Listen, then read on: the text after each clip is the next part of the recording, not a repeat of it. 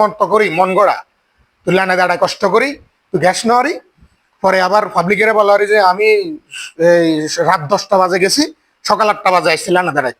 দরকার নাই তোর ভাই এত কষ্ট করার তোর। আপনি তো গ্যাসটা নিয়েছেন আপনার স্বার্থের জন্য, কারণ আপনি যদি গ্যাস যদি না নেন, গাড়ি যদি না বের করেন, আপনার কিস্তির টাকা, আপনার ছেলে মেয়ের খরচের টাকা, আপনার পরিবারের খাবার জোগানোর যে টাকা, মানে সোজা কথা হলো ওটা হলো আপনার জীবিকা। তুই কি এদেশে বসবাস করস না? তুই কি এদেশের নাগরিক না? এদেশে তোর যেরকম সমান অধিকার রয়েছে, তা তোর প্যাসেঞ্জার যেগুলো উঠবে গাড়িতে, সিএনজি হোক বাস হোক, তাদেরও তো সমান অধিকার রয়েছে। সরকারে এই করছে, সরকারে সে করছে, কিন্তু সরকার তো তোর বলে না যে তুই লাইনে দাঁড়ায় এত কষ্ট করি তুই গ্যাস নে। দেশের একটা সমস্যাকে তুই কেন্দ্র করি তুই পাবলিক থেকে টাকাটা হাতে নিচ্ছিস, সেখানে পাবলিকের তো কোনো দোষ নেই। তোরা যদি একদিন গাড়ি না চালাস, তাহলে তোদের যে কর্মকাণ্ডগুলো, তোদের পারিবারিক যে বিষয়টা, তোদের যে কিস্তির টাকা শর্ট, প্রত্যেকটা ড্রাইভারের আমরা জানি যে সিএনজিলা বললে যে বলে যে আমার কিস্তির টাকা আছে, আমি এই কারণে বাড়িতে হয়েছি। তোর কিস্তির টাকা, তোর পরিবারের খরচের টাকা, তোর নিজের খরচের টাকা, তুই এগুলা কই পাবি? যে আমাদের অনেক কষ্ট করে লাইনে দাঁড়িয়ে আমাদের গ্যাস নিতে হয়। এখন আমার প্রশ্ন হলো যাই, তোদেরকে কে বলছে এত কষ্ট করে দাঁড়া গ্যাস নিতে? রাষ্ট্রের সরকার কখনো নিজে থেকে জনসাধারণকে কষ্ট দেবে না, সেটা যে সরকারই হোক না কেন। আসসালামু আলাইকুম, কি অবস্থা? আপনারা সবাই কেমন আছেন? বর্তমান একটা বিষয় প্রেক্ষাপট বাংলাদেশে এখন বিরাজমান। আমরা দেখতে পাচ্ছি যে বিদ্যুৎ, গ্যাস এবং প্রাকৃতিক যে বৃষ্টি, এটি আল্লাহর দান। এই দুই তিনটা জিনিস আমাদের এখন নিত্যদিনের সঙ্গী সমস্যা। প্রতিটি ঘরে ঘরে, বিশেষ করে আমাদের ফেনী জেলা ভিত্তিক যে জায়গাগুলো রয়েছে, ফুলগাজী, পরশুরাম, মানে উল্লেখযোগ্য যে যাতায়াতের যে মাধ্যমগুলো, ফুলগাজী, পরশুরাম, দাগনভূঞা, ফেনী, বসুরহাট সড়ক সহ উল্লেখযোগ্য আরো বিভিন্ন স্থান রয়েছে। ওই স্থানটিতে আমাদেরকে দৈনন্দিন আমাদের কর্মকাণ্ডের জন্য আমাদের প্রতিদিন যাতায়াত করতে হয় জীবিকা নির্বাহের জন্য। এখন যাতায়াত ব্যবস্থার ক্ষেত্রে যে বিষয়টি, আমরা সবাই জানি যে দেশের ভিতরে গ্যাসের যে সমস্যাটি, এটি সংকটাপূর্ণ অবস্থা। তার ভিতরে রয়েছে বিদ্যুতের সমস্যা এবং প্রাকৃতিক যে বৃষ্টিটা, এটা আল্লাহর দানীয় জিনিস, সেটা নিয়ে আমাদের কোনো কথা নেই। মানে মোদ্দা কথা হলো গিয়ে এখনকার পরিস্থিতিতে বৃষ্টি, গ্যাস এবং বিদ্যুতের যে সংকটাপূর্ণ অবস্থা, এটা আমরা সবাই ফেস করতে হচ্ছে আমাদেরকে। এখন বিষয় হলো, গ্যাসের সমস্যার কারণে এই যে সমস্ত মানুষরা বাসাবাড়ি সহ, মানে যাদের গ্যাস দৈনন্দিন জীবনের সঙ্গী, তাদের এক ধরনের দুর্ভোগ দেখা গিয়েছে। আর সেটিও এই বাসাবাড়ির যে বিষয়টি, তারা নানাভাবে বা বিভিন্ন কলে কৌশলে তারা তাদের কার্যক্রম চলমান, সেটা নিয়ে আমাদের এত বেশি ব্যাঘাত করছে না, সাময়িকত সমস্যা হচ্ছে। কিন্তু এই রাস্তা যাতায়াতের যে বিষয়টি, গাড়ি নিয়ে আমরা আমাদেরকে বিভিন্ন জায়গায় ছুটতে হয়, যেতে হয় দৈনন্দিন কর্মকাণ্ডের জন্য। সেক্ষেত্রে গ্যাস চালিত, কিন্তু এখন অধিকাংশ গাড়িগুলো কিন্তু গ্যাস চালিত, সিএনজি, বাস, যেটা আমাদের দৈনন্দিন জীবনের চলাফেরার একটি মাধ্যম।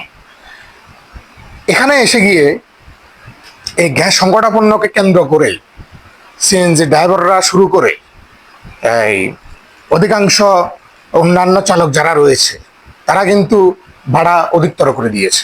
এখন আমার প্রশ্ন হলো এই জায়গায় যে গ্যাসের, বিদ্যুতের যে সমস্যাটি, এটি আমাদের কোনো মালিকানা সম্পদ নয়, এটি একটি রাষ্ট্রীয় সম্পদ। রাষ্ট্রের উন্নয়নে, কাঠামোয় এই উন্নতি সাধনের জন্য অনেক সময় অনেক কিছু আমাদেরকে ত্যাগ করতে হবে জনস্বার্থে। হতে পারে গ্যাসের কাজ চলমান রয়েছে, হতে পারে গ্যাসের উৎপাদন বৃদ্ধির জন্য কাজ চলমান রয়েছে, এই কারণে হয়তো গ্যাসের সংকটাপন্ন, সেটা রাষ্ট্রই ভালো জানে যে কি কারণে গ্যাসের এই সংকটাপন্ন অবস্থা এখন বাংলাদেশে বিরাজমান। বিদ্যুতের যে বিষয়টি, সেটিও রাষ্ট্রের কাছে সঠিক প্রুফ আছে, বা রাষ্ট্র নিজে থেকে, রাষ্ট্রের সরকার কখনো নিজে থেকে জনসাধারণকে কষ্ট দেবে না, সেটা যে সরকারই হোক না কেন। এখন আমার কথা হলো, বিষয়টি কিন্তু আমাদের সকলেরই এক ধরনের একটি সমস্যা হয়ে দাঁড়িয়েছে। সিএনজি চালকদের কথা যদি আমি বলি, তারা তাদের জীবিকা নির্বাহের জন্য তারা গাড়ি চালায়, বাস চালকরা তারা তাদের জীবিকা নির্বাহের জন্য গাড়ি চালায়। এখন বিষয় হলো, আপনি কষ্ট করে গ্যাস নেবেন, সেই গ্যাস কষ্ট করে আপনি নিতেছেন, জনসাধারণের কাছ থেকে আপনি ভাড়া বৃদ্ধি করে দিবেন সরকারি কোনো নির্দেশনা না পেয়ে, আপনি আপনার মতো করে। এখন আমার প্রশ্ন হলো, আপনাকে কে বললো এত কষ্ট করে গ্যাসটা নেওয়ার জন্য? আপনি তো গ্যাসটা নিয়েছেন আপনার স্বার্থের জন্য, কারণ আপনি যদি গ্যাস যদি না নেন, গাড়ি যদি না বের করেন, আপনার কিস্তির টাকা, আপনার ছেলে মেয়ের খরচের টাকা, আপনার পরিবারের খাবার জোগানোর যে টাকা, মানে সোজা কথা হলো ওটা হলো আপনার জীবিকা। এখন আপনাকে তো পথচারীরা জনস্বার্থে যে মানুষগুলো রয়েছে তারা আপনাদেরকে বলে না যে আপনারা সিএনজিতে গ্যাস নেন, লাইনে দাঁড়িয়ে কষ্ট করে আপনারা এই যে 1 ঘন্টার গ্যাস আগে যদি 1 ঘন্টা লাগতো এখন আপনারা 10 ঘন্টা দাঁড়ায় নেন। এটা আপনারা আপনাদের স্বার্থের কারণে আসছেন। আমরা রোডে চলাফেরা করতেছি আমরা আমাদের স্বার্থের কারণে। এখন আপনি যদি এই যে কষ্ট করে যদি আপনি গ্যাস এটা না নেন তাহলে জনসাধারণের থেকেও আপনার কষ্টটা হবে বেশি। কারণ আপনি যদি গাড়ি বের করে যদি যদি আপনি চালাতে না পারেন তাহলে আপনার দৈনন্দিন যে খরচটা আপনি সেটা মিটাবেন কিভাবে? এখন আমার একটা বিষয় হলো, আমার একটা জানার যে আগ্রহটা, সমস্যাটা যেহেতু আমারও না আপনারও না, সমস্যাটা কিন্তু সবার। সমস্যাটা হচ্ছে দেশকেন্দ্রিক। সেটা রাষ্ট্রের সরকার আছে বা এই এই কাজগুলো নিয়ে গ্যাস বিদ্যুৎ বা অন্যান্য আরো যে এই এই জিনিসগুলো থাকে রাষ্ট্রীয় যে সম্পদ, এগুলা দেখভালের জন্য কিন্তু রাষ্ট্র লোক নিয়োগ করেছেন। তারা জনস্বার্থে তারা কাজ করবে, সেটা যে সরকারের লোকই হোক না কেন।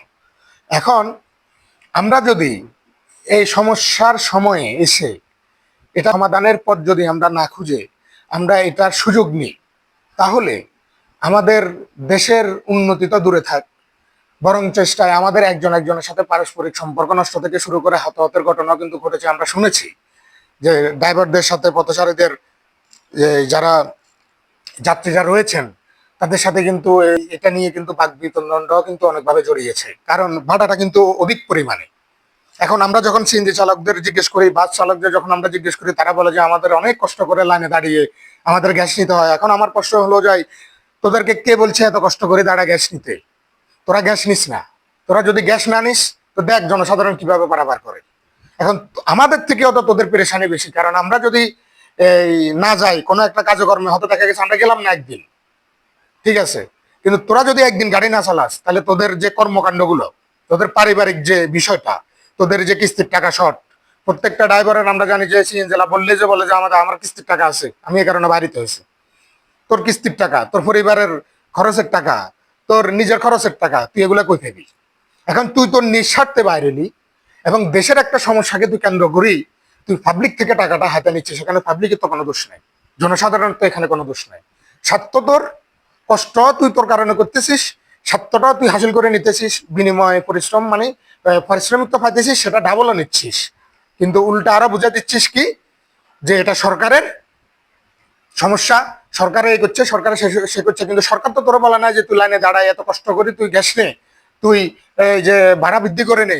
সরকারে কি এটা বলছে যে অমুক জায়গা থেকে অমুক জায়গা গাড়ি এত টাকা করে ভাড়া? এটা কি সরকারি ভাবে কোনো নির্ধারণ করা হয়েছে কিনা? হয় নাই।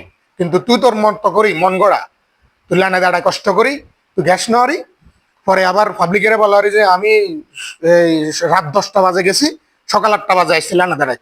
দরকার নাই তোর ভাই এত কষ্ট করার, তোর এত কষ্ট করি তুই আবার পাবলিক থেকে সে টাকা উঠে নিবি? তুই কি এদেশে বসবাস করস না? তুই কি এদেশের নাগরিক না? এদেশে তোর যেরকম সমান অধিকার রয়েছে তোর প্যাসেঞ্জার যেগুলো উঠবে গাড়িতে, সিএনজি হোক বাস হোক, তাদেরও তো সমান অধিকার রয়েছে। এখানে তো পাবলিকের কোনো হাত নাই। পাবলিকের কারণে যদি তোর কোনো ক্ষয়ক্ষতি হতো তাহলে তুই সেক্ষেত্রে ভাড়া বৃদ্ধি করতি। এখন আমার কথা হলো তোর এত কষ্ট করে ভাড়া মারার দরকার নাই, এত কষ্ট করে লাইনে দাঁড়া গেছে নেওয়ার দরকার নাই। দেখি তুই কিভাবে কতদিন চলস। সমস্যাটা যেহেতু দেশকেন্দ্রিক, রাষ্ট্রীয় সমস্যা, আমাদের সকলেরই উচিত এটাকে কিভাবে কাটিয়ে শেষ করে এটা থেকে উঠা যায় একে অপরকে সহযোগিতার মাধ্যমে।